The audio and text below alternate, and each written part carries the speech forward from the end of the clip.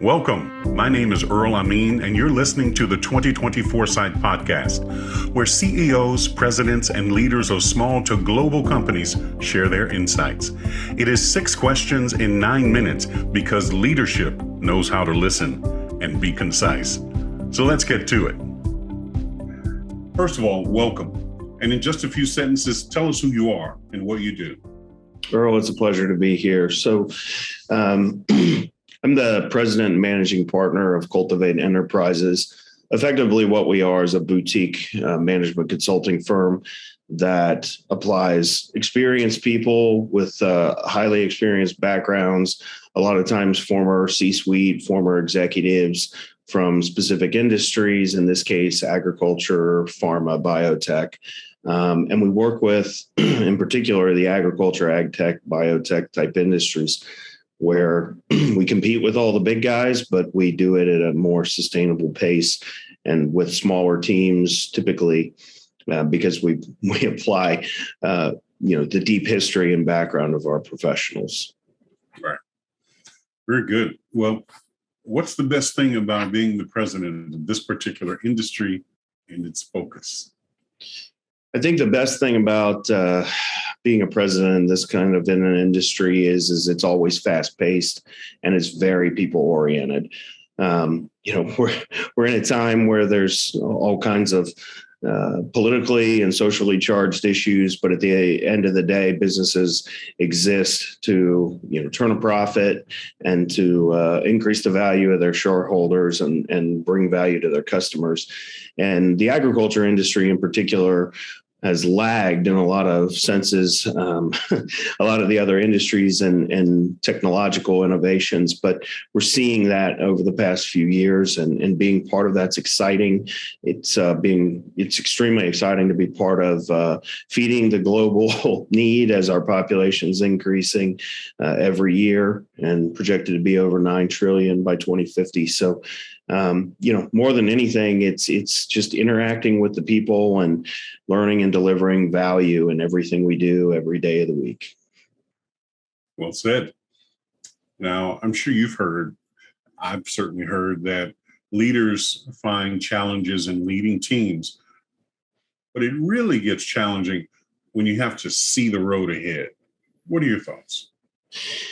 Well, I absolutely agree with the latter half of that more than anything. Understanding where, in particular, the industry's going, where technology's going, where you need to be strategically, both internally to the organization, but because we also are, client facing and client delivering, we need to be on top of everything for our customers and our clients, right? So, yeah, it's very challenging. It's something that you've got to stay on top of and be up to date on industry news and different trends across all the business functions. But the one thing I think that for me isn't so challenging is leading the people aspect of it.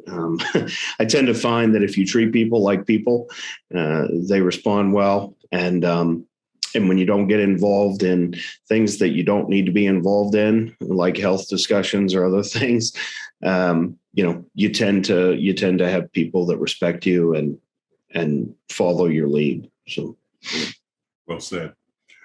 Now, out of that, what key piece of insight can you share with and for the benefit of other CEOs?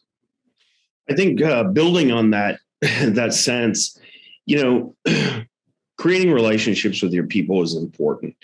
A lot of times we ebb and flow in leadership of how much do we share and how interactive are we with our people. And certainly as leaders, we have a lot on our plate. I mean, we're managing the finances, we're managing whether it be our products or our people, we're managing our customers or clients, we're managing their issues and their challenges as well. But I think more than anything, what really differentiates a leader is creating an environment of openness, transparency, honesty, and integrity more than anything else. And being there for your people, ensuring that you're there, emotionally and actually giving them time where you can give them time.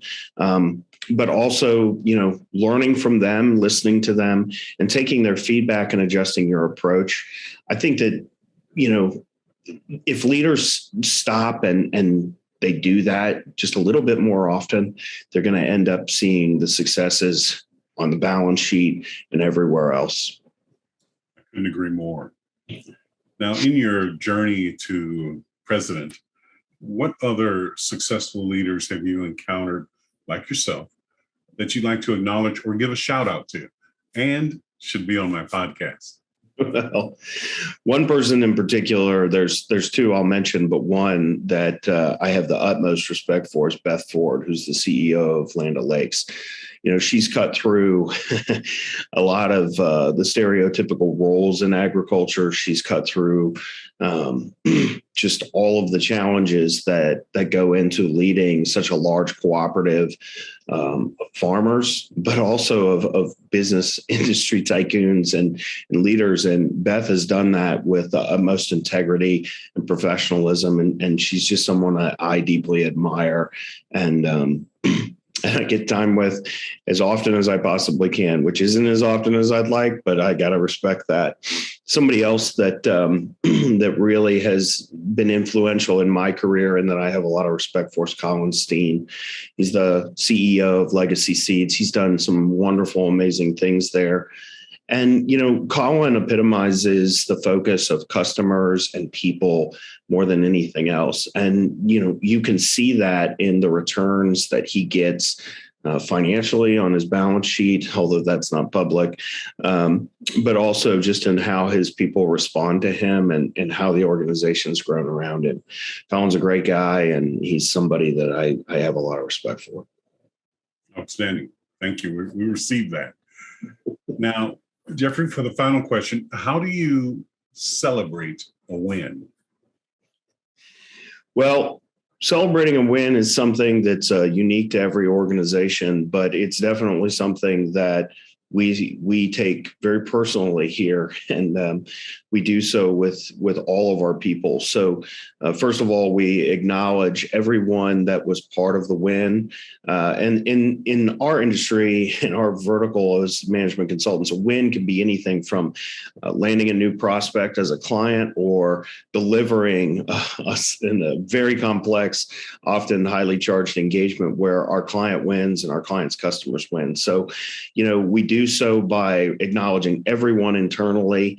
We acknowledge externally, and we do so very forthright with our customers and our clients. We get everybody together, we celebrate, and of course, there's always a special monetization component whenever we successfully deliver an engagement that I think is important. Sometimes we downplay that, but when we deliver and our people have worked some crazy hours, we always like to reward them in unexpected ways. And a lot of times the way to best do that is give them encouragement verbally, but also put your money where your mouth is. Yeah, indeed. Well, it's been a pleasure having you on today, Jeffrey. How can people find you? Well, Earl, the pleasure's been all mine. You can certainly find me on LinkedIn, Jeffrey St. John, Cultivate Enterprises, and you can certainly also go to the website, www.ce.farm or cultivateenterprises.com. Excellent. This is Earl Amin with the 2020 Foresight Podcast. For more insights, go to LinkedIn and search for The Gray Owl Company. Jeffrey, thank you very much. Thank you, Errol. From one dynamic CEO to another, from one impactful company to another, up next is an equally great leader worthy to be listened to. First of all, welcome. And in just a few sentences, tell us who you are and what you do. Yeah, thank you for having me. It's awesome to be here. I'm Kevin Ramsey, co-founder and CEO of Warren James. We're a premium merchandise company that works with content creators and online celebrities. We do everything from designing the product, manufacturing it, running the website, customer support, fulfillment, everything that goes into running an e-commerce business, so that at the end of the day, creators just have to market the product and we do the rest. I've been in this quote unquote creator economy for about a decade now. I got my start with my first company, which was Hungercraft. then moved on to work at Jazzwares, the massive toy company, and then eventually managing the merch business for Roblox in-house, and now took the jump and started Warren James about 3 years ago now. Very good. Well, what's the very best thing about being the CEO of Warren James?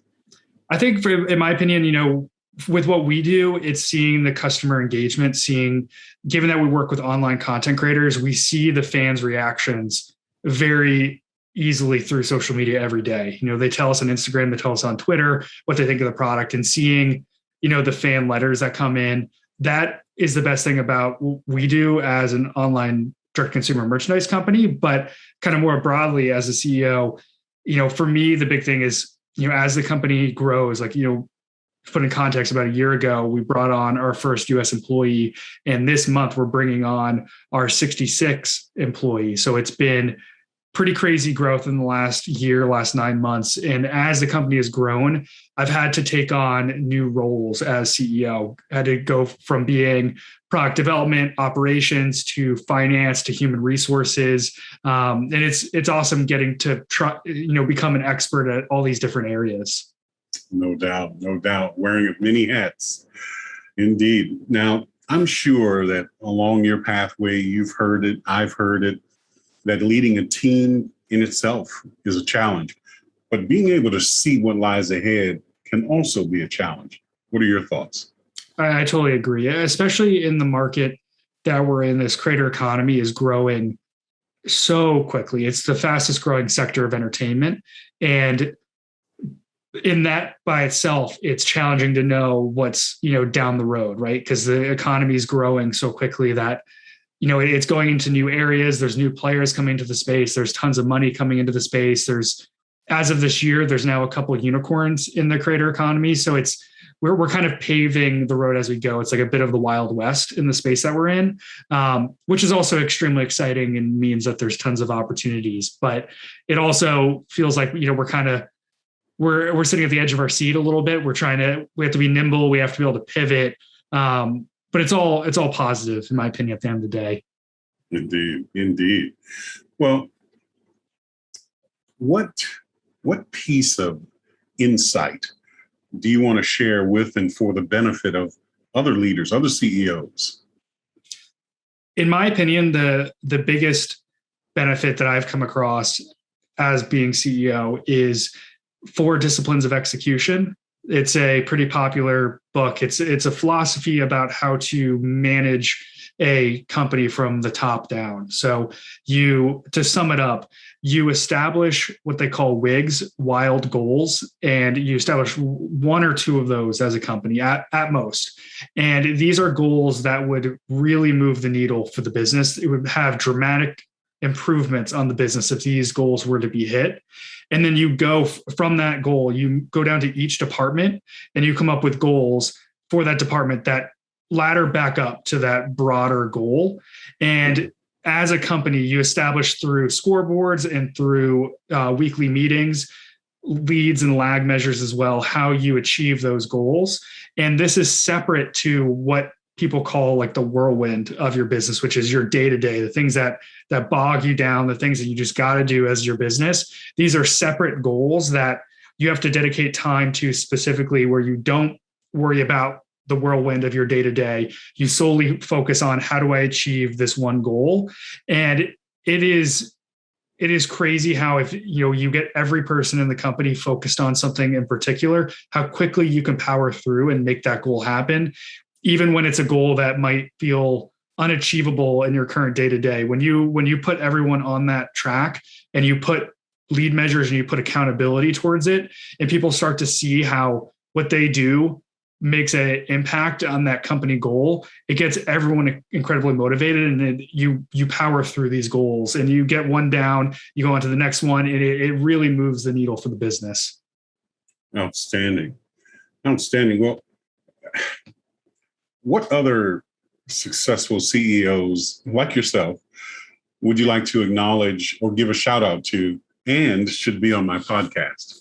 It's a great question. I very much look at like the merchandising, manufacturing space, the retail space for inspiration in what we do, and it's tied to my personal background. So for me, Phil Knight, the founder of Nike, has always been a bit of an inspiration. Reading his book, Shoe Dog, seeing how, a lot of times you hear these stories of companies and it all looks like it's glamour. It was all like, okay, they were on this path to success, and now they've got their billions or their millions, and it was an easy road. And just listening to his story and how, at the beginning he almost went out of business a dozen times, right? And like how they were barely making it, and then they would double down their success. They would take risks. And his experience with like having to go to Asia, Japan in particular at the time, negotiating these deals with factories and just kind of really, bootstrapping the success to where Nike is now, and, the global brand that it is. That's always been a big inspiration for me. So that I think that would be Phil Knight would be my answer. Sure. Outstanding. Well, for the final question, how do you celebrate a win?